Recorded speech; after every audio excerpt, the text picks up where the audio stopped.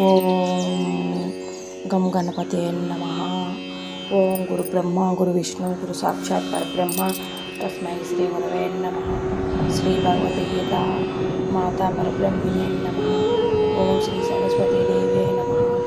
ఓం శ్రీకృష్ణ జగద్గురు పాదారవిందములకి మనస్సు మార్చులు. ఈరోజు అందరికీ శుభాకాంక్షలు అండి. శ్రీమన్దేపేశ్వర్ ఛానల్లో సిద్ధాత్రయ విభాగ యోగము 17వ అధ్యాయంలో మనం 21వ శ్లోకం నుంచి మొదలు పెడుతున్నాము. ఇది పార్ట్ 3. యత్తు ప్రత్యుత్కారార్థం ఫలముద్దిశ్య వా పునః దీయతే చ పరిక్లిష్టం తద్దానం రాజసంస్మృతం.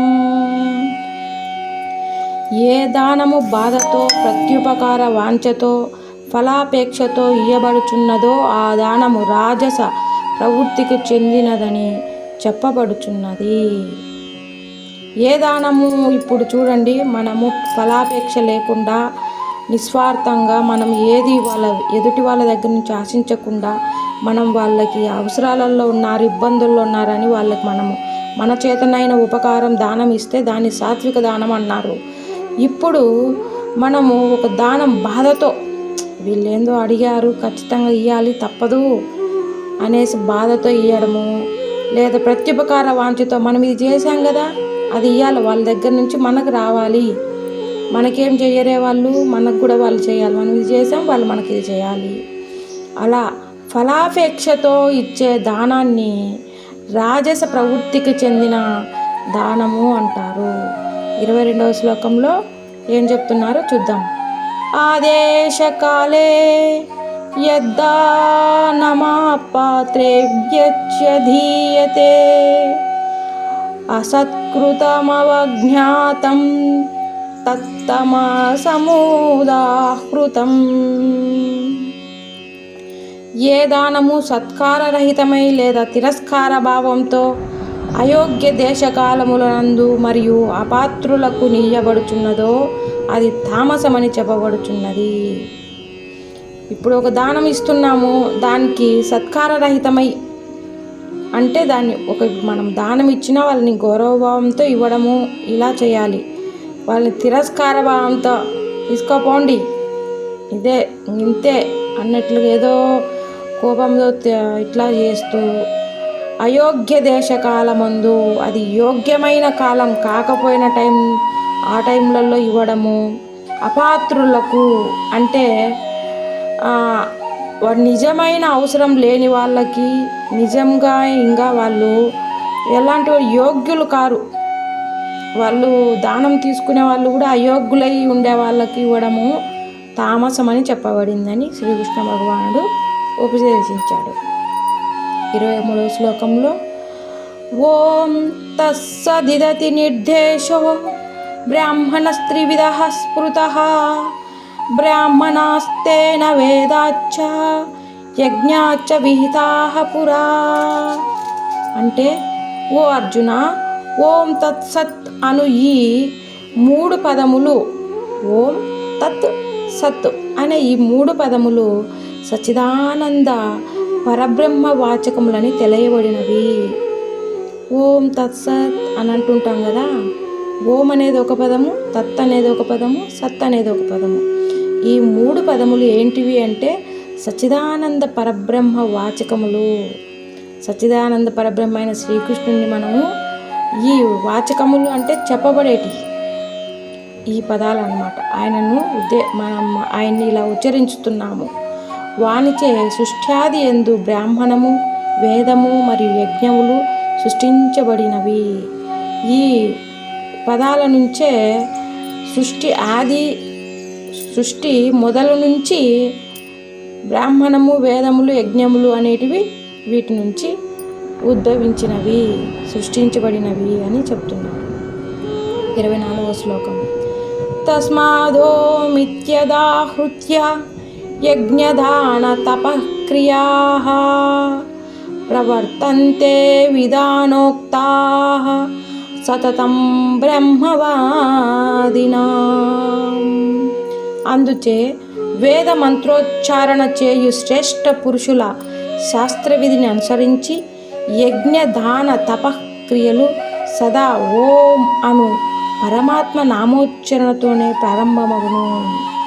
ఈ దానములన్నీ ఏ విధంగా చేయాలి అంటే వేద మంత్రోచ్చారణ చేయు శ్రేష్ఠ పురుషులు, ఎప్పుడు వేదాలని చదువుతూ ఉండే మంచి మనస్తత్వము ఇలాంటి శ్రేష్ఠ పురుషులకు యజ్ఞదాన తపక్రియలు సదా చేస్తూ ఓం అనే ఒక ఆ పరమాత్మ నామోచ్చరణతోనే ప్రారంభం అవ్వాలి. ఇప్పుడు మనం దానం ఇస్తున్నప్పుడు ఈ బ్రాహ్మణోత్తములు ఆ మంత్రోచ్చారణ చేసి దానం తీసుకుంటుంటారు. కొంతమంది అలాగే తీసుకుంటుంటారు. కానీ మంత్రోచ్చారణ చేస్తూ ఆ యోగ్యుడైన ఆ బ్రాహ్మణునికి మనం ఇచ్చినప్పుడు మంత్రోచ్చారణ చేస్తూనే తీసుకుంటారన్నమాట. అలాంటిది మనకు ఫలము సిద్ధిస్తుంది. 25వ శ్లోకం. తదిత్యనభిసందాయ ఫలం యజ్ఞ తపః క్రియాః దానక్రియాశ్చ వివిధాః క్రియంతే మోక్షకాంక్షిభిః. తత్ అనగా తత్ నామంబుతోనే పిలువబడు పరమాత్మునిదే ఇదంతయు అను భావంతో ఫలాపేక్ష లేకుండా నానావిధ యజ్ఞదాన తపంబులు మోక్షకామి అయిన పురుషులచే ఆచరింపబడుచున్నవి. ఓం తత్ సత్ అనే 3 పదాల్లో ఓమును ఉచ్చారిస్తూ దానం స్వీకరణ కానీ దానం చేయడం అనేది జరగాలన్నమాట. ఇక్కడ తత్ అనగా తత్ అనేది అర్థము ఈ శ్లోకంలో వివరించాడు స్వామి. తత్ నామంబుతో పిలువబడుచున్న పరమాత్మునిచే ఇదంతయు ఫలాపేక్ష లేకుండా నానావిధ యజ్ఞదాన తపంబులు మోక్షకామి అయిన పురుషులచే ఆచరింపబడుచున్నది. ఎలాంటి ఫలాపేక్ష లేకుండా మోక్షానికి అర్హులైన పురుషులచే ఈ తత్ అనే నామంబుతో పిలువబడుతూ యజ్ఞము జరుగుతుంది అని చెప్పాడు. 26వ శ్లోకం. సద్భావే సాధుభావే చ సదిత్యేతత్ ప్రయుజ్యతే ప్రశస్తే కర్మణి తదా సశబ్దః పార్థయుజ్యతే. ఇక్కడ సత్ ఓం తత్ ఓం అయిపోయింది, సత్ అర్థమైపోయింది. ఇప్పుడు తత్ అంటే సత్తను ఈ పరమాత్ముని నామము సద్భావము యందు సాధుభావమునందు ప్రయోగింపబడుచున్నది. అదేవిధంగా అర్జున ఉత్తమమైన కర్మముల యందు సత్తను శబ్దము ప్రయోగింపబడుచున్నది. ఓం అనేది దానం తీసుకునేటప్పుడు ఓం అనే ఉచ్చారణ, తర్వాత యోగ్య పురుషులు ఫలాపేక్ష లేకుండా చేసేవాళ్ళ అప్పుడు తత్ అనేది పదాన్ని ఉపయోగిస్తారు. సత్ అనేది ఉత్తమ కర్మముల యందు సత్ అనే శబ్దాన్ని ప్రయోగించబడుతుంది అని చెప్పాడు. 27వ శ్లోకం. యజ్ఞే తపసి దానే చ స్థితిః సదిత్యుచ్యతే కర్మ చైవ తదిత్యం సదిత్యేవాభిధీయతే. అదేవిధంగా యజ్ఞ దాన తపముల స్థితి ఏది ఉన్నదో అదియు సత్తని చెప్పబడుచున్నది. మరియు పరమాత్ముని ప్రీతికై చేయు కర్మ నిశ్చయముగా సత్తని చెప్పబడుచున్నది. యజ్ఞదాన తపముల స్థితి ఏది ఉన్నదో అది సత్తనే చెప్పబడుచున్నది అన్నమాట. అలాగే పరమాత్ముని ఆ పరంధాముని ప్రీతి కోసమై మనము చేయు కర్మలు నిశ్చయంగా సత్తనే చెప్పబడుతున్నది. స్వామికి ఇది ఇష్టము, స్వామికి అది ఇష్టము, స్వామికి ఇలా చెయ్యాలి, స్వామికి ఇలా నేను ఈరోజు పుష్పాలతో అలంకరించుకోవాలి, స్వామికి ఇలా తులసిమాలలు కట్టాలి, స్వామికి ఇలా నేను నామోచ్చారణ చేయాలి, స్వామి కోసం నేను ఈ కీర్తన పాడాలి, స్వామి పేరు చెప్పి 10 మందికి దానం చేయాలి. ఇలాంటి క్రియలన్నీ సత్తని చెప్పబడుచున్నాయి అన్నమాట. అని భగవాన్ నేను చెప్పట్లేదండి, శ్రీమాన్ కృష్ణ భగవానుడు అర్జునికి భగవద్గీతలో శ్రద్ధాత్రయ విభోగ యోగ అధ్యాయంలో చెప్పబడింది. 28వ శ్లోకం. అశ్రద్ధయా హుతం దత్తం తపస్తప్తం కృతం చయత్ అసదిత్యుచ్యతే పార్థ నచ తత్ప్రేత్యనో ఇహ.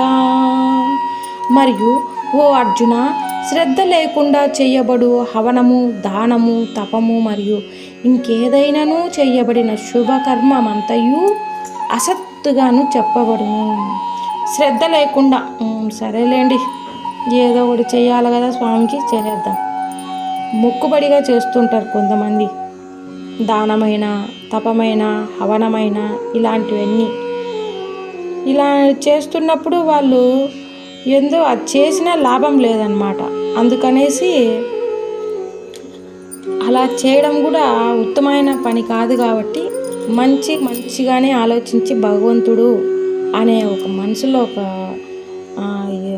మంచి స్వామి మీద భక్తిని ఏర్పరచుకొని చేస్తే అది ఈహలోకం నందు మనకు మంచి జరుగుతుంది. అలా లేకుండా అసత్తుగా దానము, తపము అవన్నీ శ్రద్ధ లేకుండా చేస్తుంటారు చూసారా, వాళ్ళు ఈహలోకమందును మరణించిన తర్వాత జీవించి ఉన్నప్పుడు కూడా వాళ్ళకి ఏ విధమైన లాభదాయకము కాదు అని ఈ శ్రద్ధాత్రయ విభాగ యోగ అధ్యాయం 17వ అధ్యాయంలో